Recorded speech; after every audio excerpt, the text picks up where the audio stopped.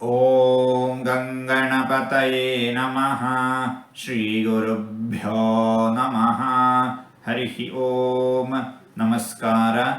ಓಂ ಕಲ್ಪಾತೀತಾಯ ನಮಃ.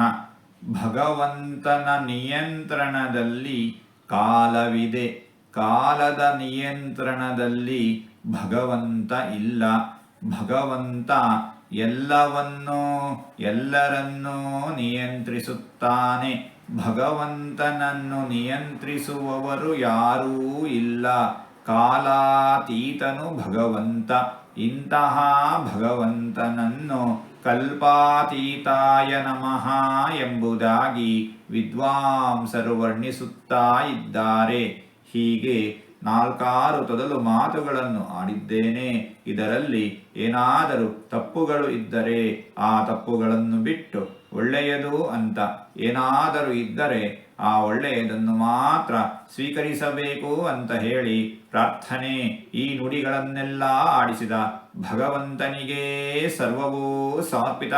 ಸರ್ವಂ ಶ್ರೀಕೃಷ್ಣಾರ್ಪಣಮಸ್ತು.